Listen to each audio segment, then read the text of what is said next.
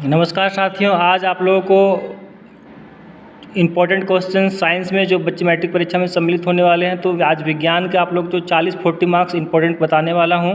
तो बिना देर किए हुए देखिए, पहला प्रश्न है, गोलीय दर्पण के ज्यामितीय केंद्र को क्या कहते हैं? तो आप लोग जानते हैं गोलीय दर्पण के ज्यामितीय केंद्र को ध्रुव कहते हैं, यानी पोल। तो पहला नंबर का राइट आंसर हो गया आपका एक। दूसरा नंबर का क्वेश्चन है, गोलीय दर्पण की वक्रता त्रिज्या 20 सेंटीमीटर है, इसकी फोकस दूरी क्या होगी? तो यहाँ पर आपका वक्रता त्रिज्या r है आपका 20 सेंटीमीटर, हमें फोकस दूरी निकालना है f बराबर r/2 यानी 20/2 यानी हो गया आपका 10 सेंटीमीटर। तो 2 नंबर का राइट आंसर हो गया 2। तीसरा नंबर का क्वेश्चन है, प्रकाश के अपवर्तन के कितने नियम हैं? हम लोग जानते हैं प्रकाश के अपवर्तन के 2 नियम होते हैं, तो 3 का राइट आंसर हो गया 2। चौथा नंबर का क्वेश्चन है, 10 सेंटीमीटर ऊंची एक वस्तु किसी लेंस के सामने रखी गई है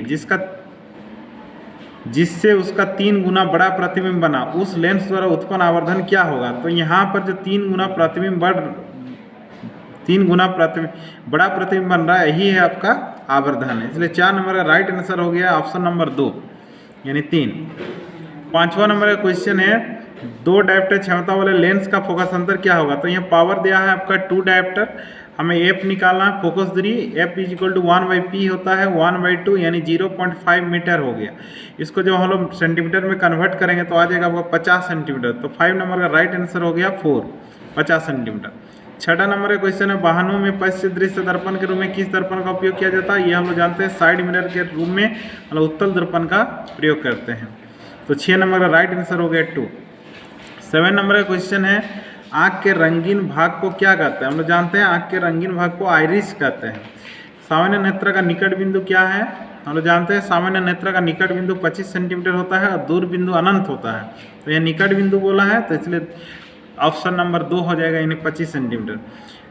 9 नंबर का क्वेश्चन है, दीर्घ दृष्टि दोष को किस लेंस द्वारा दूर किया जाता है? हम लोग जानते हैं दीर्घ दृष्टि दोष को उत्तल लेंस द्वारा दूर किया जाता है। 10 नंबर का क्वेश्चन है, इंद्रधनुष के निर्माण के लिए निम्न में से प्रकाश की कौन सी घटना सही है? इंद्रधनुष के निर्माण के लिए वर्ण विक्षेपण की घटना सही होगी। तो 10 नंबर का राइट आंसर हो गया ऑप्शन नंबर 3 यानी वर्ण विक्षेपण। 11 नंबर का क्वेश्चन है, विभवांतर का एसआई मात्रक क्या है?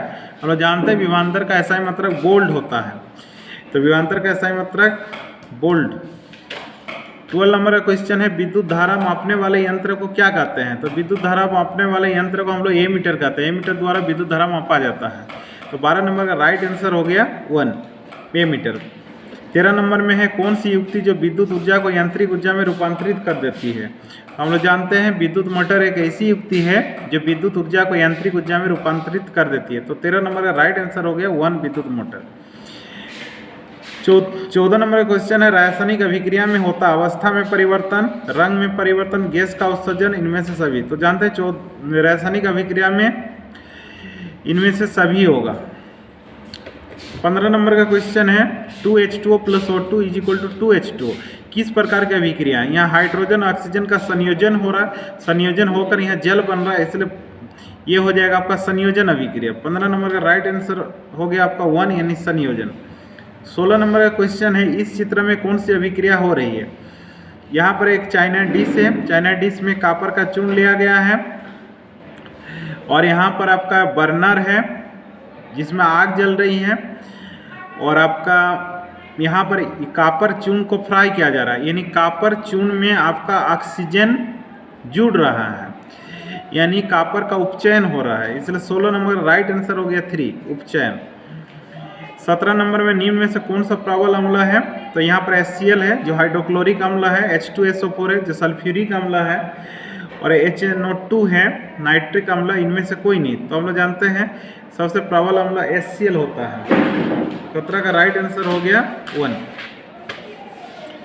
प्लास्टर ऑफ पेरिस का रासायनिक सूत्र हम लोग जानते हैं, जब किसी का हम लोग का हड्डी उड्डी कुछ टूट जाता है तो डॉक्टर के पास जाते हैं और डॉक्टर क्या कहता है, उसमें प्लास्टर ऑफ पेरिस यानी कॉपर सल्फेट हेमीहाइड्रेट का लेप लगाता है, तो उसका फॉर्मूला हो जाता है CaSO4 ½ H2। तो ये 18 का राइट आंसर हो गया 3। कठोर जल को मृदु करने के लिए किस सोडियम यौगिक का उपयोग किया जाता है? तो इसमें ऑप्शन है सोडियम कार्बोनेट डेकाहाइड्रेट, तो ये हो जाएगा आपका, और है सोडियम बाइकार्बोनेट, और है इनमें से कोई नहीं। तो 9 नंबर का ये जो सोडियम कार्बोनेट डेकाहाइड्रेट है यानी Na2CO3 10H2O, ये आपका ये धोने वाला सोडा है। तो कठोर जल को मृदु करने के लिए हम लोग धोने वाला सोडा का उपयोग करते हैं, सोडियम कार्बोनेट डेकाहाइड्रेट। 20वां नंबर का क्वेश्चन है संतरा में कौन सा अम्ल पाया जाता है? तो पहला एसिटिक अम्ल, सिट्रिक अम्ल। तो हम लोग जानते हैं जितने भी खट्टे फल होते हैं उसमें सिट्रिक अम्ल पाया जाता है। तो 21 नंबर है क्षारीय विलयन का पीएच मान क्या होता है? हम लोग जानते हैं क्षारीय विलयन का पीएच मान 7 से अधिक होता है, और जो उदासीन विलयन होता है उसका पीएच मान 7 होता है, और अम्लीय विलयन का 7 से कम होता है। तो 21 नंबर का राइट आंसर हो गया आपका 7 से अधिक। 22 नंबर का क्वेश्चन है सिनेबर किसका अयस्क है? तो पहला है तांबा, पारा, सल्फर और सिलिकॉन।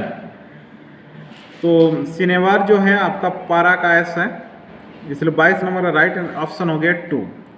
कौन सा अधातु गैसीय अवस्था में पाई जाती है? पहला ऑप्शन है हाइड्रोजन, आयोडीन, कार्बन, फास्फोरस। तो यहाँ पर हो जाएगा आपका हाइड्रोजन। तांबा और जस्ता के मिश्र धातु को क्या कहते हैं? तो तांबा और जस्ता के मिश्र धातु को पीतल कहते हैं। तो ये मिश्र धातु है पीतल। 24 का राइट आंसर हो गया आपका 1 पीतल। एल्काइन का सामान्य सूत्र, एल्केन का होता है CnH2n+2, एल्किन का होता है CnH2n, और एल्काइन का होता है CnH2n-2। तो इसलिए एल्काइन का सामान्य सूत्र हो जाएगा आपका चौथा ऑप्शन CnH2n-2। 26 नंबर का क्वेश्चन है मेंडलीव की आवर्त सारणी में तत्वों के वर्गीकरण का आधार परमाणु संख्या, परमाणु द्रव्यमान, परमाणु आयतन, परमाणु घनत्व। मेंडलीव परमाणु द्रव्यमान के आधार पर आवर्त सारणी बनाए थे, इसलिए 26 नंबर का राइट आंसर हो गया ऑप्शन 2 परमाणु संख्या, द्रव्यमान। निम्न में से कौन प्रकाश संश्लेषण का उत्पाद नहीं है? तो ये हो जाएगा आपका CO2 कार्बन डाइऑक्साइड। 28 नंबर का क्वेश्चन है पौधे में भोजन का स्थानांतरण किसके द्वारा होता है? तो ये होता है फ्लोएम। 29 नंबर का क्वेश्चन है पौधों में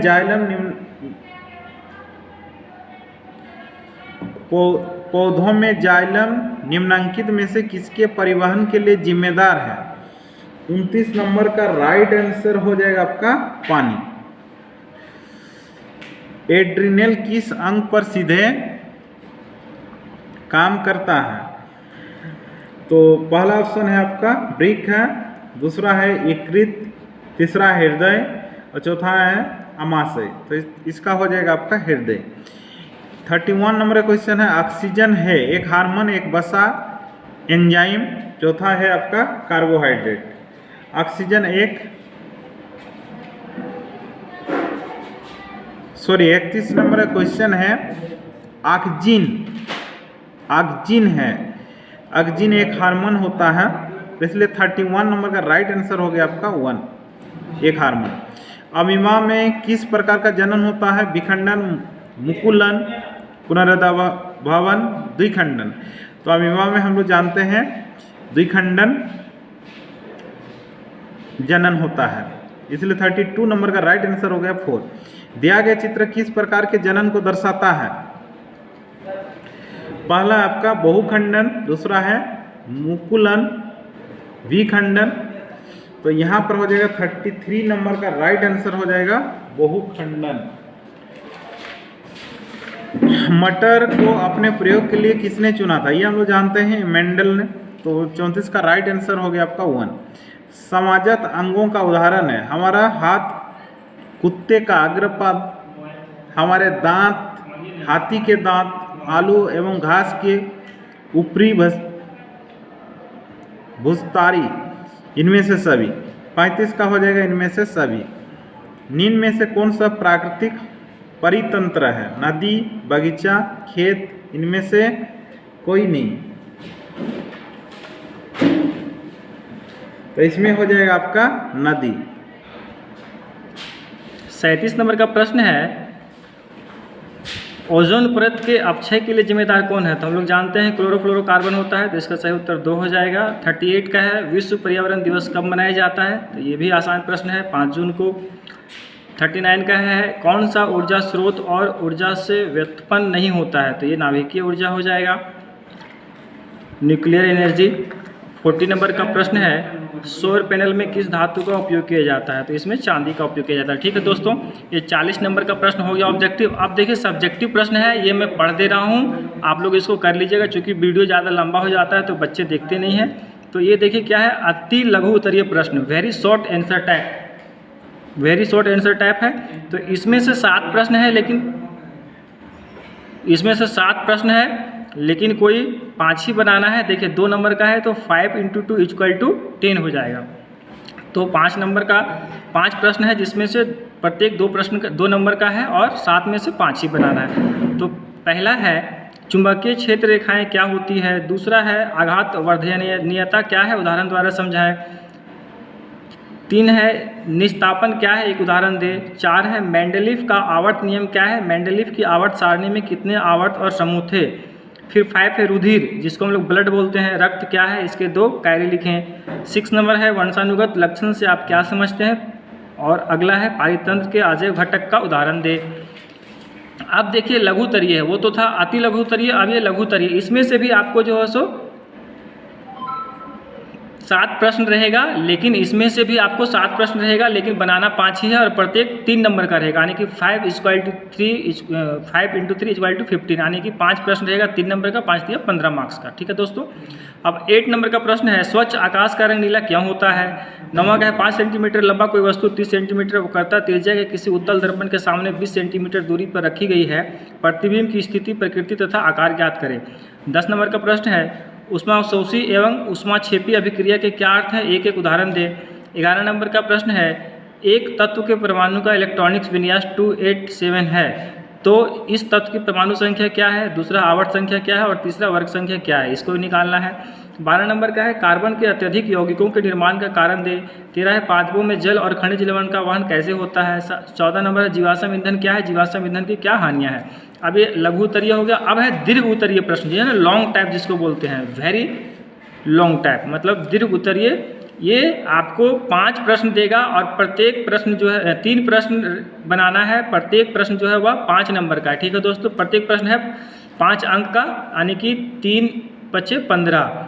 तो इसमें से 5 प्रश्न रहेगा, जिसमें से कोई आपको 3 ही बनाना है। इसमें 2 विकल्प चुनने का अवसर दे रहा है। तो ये बिल्कुल झारखंड एकेडमिक काउंसिल रांची के पैटर्न पे ही है। विद्युत धारा के मात्रक की परिभाषा लिखें। ठीक है। 16 नंबर है विद्युत चुंबकीय प्रेरण से आप क्या समझते हैं? प्रयोग द्वारा स्पष्ट करें। 17 है निम्न रासायनिक समीकरणों को संतुलित करें। ये रासायनिक जो है समीकरण को संतुलित कर दीजिएगा। 18 नंबर का प्रश्न है नेफ्रॉन का नामांकित चित्र बनाए। न्यूरॉन नेफ्रॉन होता है ना, तो यहाँ देखिए नेफ्रॉन, आप लोग न्यूरॉन का भी कर लीजिएगा, हो सकता है न्यूरॉन पूछ दे, या नेफ्रॉन न्यूरॉन का भी एक चित्र बनाने के लिए पूछेगा, है ना। और 19 नंबर का है अवशेषी अंग क्या है? एक उदाहरण दे। और बी है जीवाश्म क्या है? वे जैव विकास प्रक्रम के विषय में क्या दर्शाते हैं। तो ये आपको मैंने दीर्घ उत्तरीय प्रश्न, लघु उत्तरीय और अति लघु उत्तरीय पढ़ के आप लोग इसको बुक से कर लीजिएगा। निश्चित ही इसमें से 40-50% आएगा। और प्लीज़ आप लोग जो नए हैं मेरे चैनल को सब्सक्राइब कर दीजिएगा, ताकि आने वाले समय में आपको वीडियो में जो भी अपलोड करूंगा आसानी से मिल सके। और जो कोडरमा जिला प्रशासन के द्वारा निर्गत हुआ है 5-5 मॉडल सेट, वो मैं आपको विज्ञान, गणित, सोशल साइंस का अपलोड कर दूंगा। तो ठीक है, आप लोग मन से तैयारी कीजिए। जय हिंद, जय झारखंड।